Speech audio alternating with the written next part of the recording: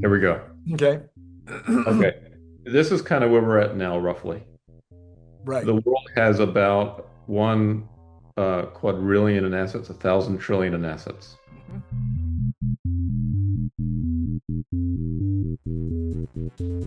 Here's how it kind of breaks down.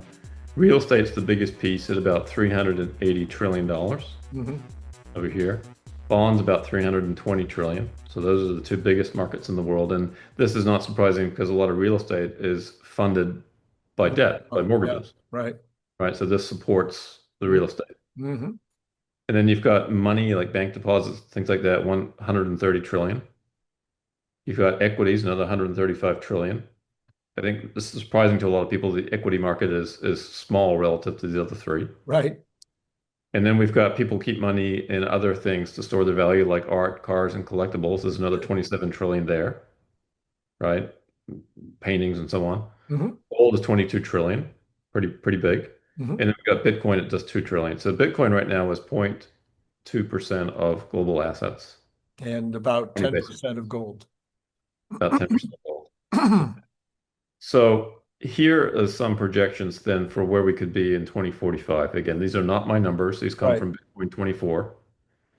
Okay. And so they're projecting that the global asset value in 20 years could be 4 quadrillion or 4,000 trillion. So a 4x increase in the global asset value.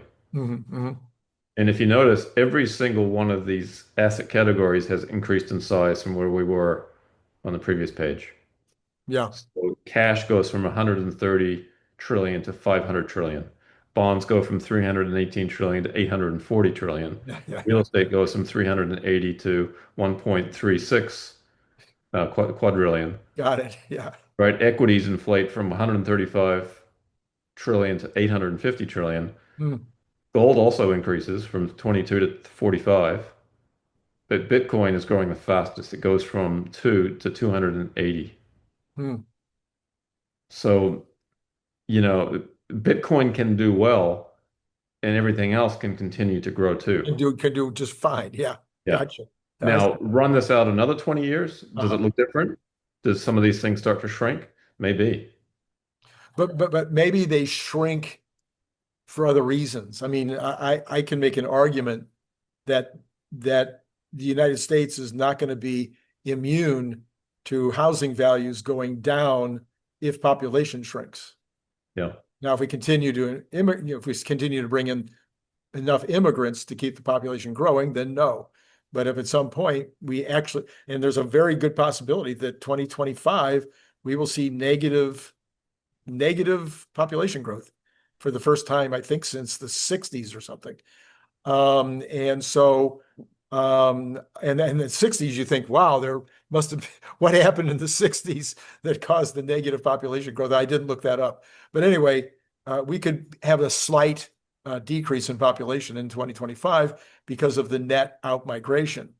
And by the way, I got criticized for using out migration the other day, but I've seen many people use it since.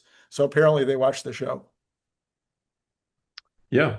No, I think that's fine. There's different ways of describing things. I guess some people are sensitive to certain words, but Randy, as I think about this, in our previous show, we talked about this idea of capitalizing labor Yeah, and capitalizing intelligence, right, right? That's going to inflate the stock market value. Basically, we're taking assets that are not represented anywhere on this chart, right. and we're capitalizing them and we're creating stock market value. So that's going Yeah, to inflate that blue box. yeah. So if anything, I would actually say that in 2045, that blue box could be a lot bigger than what it's showing Uh-huh, here, uh-huh. right? It's possible, for example, it's possible, I don't know how likely, but possible that Tesla itself is 110 trillion of that 800 trillion. Sure. Okay. That wouldn't be out of the realm of possibility for me if 100%. from the Yep. numbers. Okay. And maybe by 2045, even beyond that. My numbers stop at 2035. This is a 20-year outlook here, Yeah. right? I think that real estate, I think, could struggle. Real estate is useful. So if you look at assets, right, people hold assets for their utility. We Mm. all have to live somewhere. We all have to sleep somewhere. Right. So there's utility to real estate. Real estate's worth something for its utility value. Hmm. real estate has also been monetized for its store value, Right. and a lot of real estate is reflective of that. And so I think the right side of this chart becomes less important, perhaps, real Perhaps. estate, right?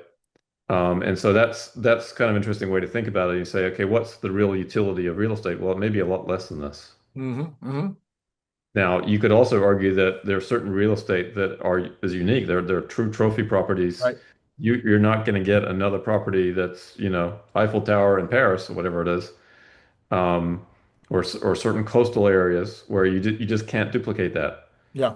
Those things could do really well because as a store of value, they are unique and it's extra special in that sense. Yeah, and you just made me think of something because the other thing that could happen I got to go back and change my chapter now because the potential for real estate to go up even more because wealthy people tend to have more than one piece of property. Yeah. And as we get more and more wealth, then individuals are going to be able to afford a vacation home, or two vacation homes, or just two homes because they want to have two homes. It's not even a vacation, one in the south and one in the north, depending on the weather. So there's a chance anyway that would be a fairly dramatic increase in demand. Yes. Now, it could be offset by the fact that with cheap labor, cheap Right. energy, Right. you can build houses at 10% of the cost we build them today. Right. So if that's the case, if the cost of a new house is 1/10 of the Right. existing, Yes. that puts a lid on prices for real estate that's used for utility, like people need to sleep somewhere, Right. right? But so I think we actually end up with this bifurcation of the real estate market, Hmm. more so than perhaps we do today. Hmm. Although that certainly exists today. There are certainly some properties today that are worth, hundreds Right. of millions of Right. dollars. Yep. Um, so it's interesting to think this through. I mean, even on this chart here, art, is today 27 trillion in collectibles, and they're showing 110 trillion. Right. So a tripling of the value over 20 years. So Uh, so I do make the argument in the book that human art may go up in value even as AI art is able to duplicate it almost exactly. yeah, But we've always had copycats that could duplicate art almost exactly. And it was a whole business of being able to confirm that it was human. So I think we may have to use blockchain to prove that something is actually the original artist. But I think there will be a great deal of value put on bespoke everything, and one of those will be art. yeah. I think that's interesting, isn't it? Because if you can duplicate anything that people want cheaply, then in theory, the value of that original maybe is less. Although I guess you could also argue that the value of that original is even more because that's the unique one. Everything else is worthless. Exactly. Exactly. Yes. Yeah, so it's interesting. You run the risk, I think, though, as you get more and more and more something that tastes change, that people get sick of it, Right. right? Like, does everybody want Mona Lisa in their house? No, right? Um, Yes. Yes. but that one painting is worth an incredible amount of money. Yeah, it's the only one, I think it's the only one at the Louvre that is roped off. Yeah, for good reason. Yeah. Um, so anyway, it's going to be an interesting transition. My view is that the equity box here may be too low if I was Yeah. to Hmm. pass Hmm. judgment on these numbers. Hmm.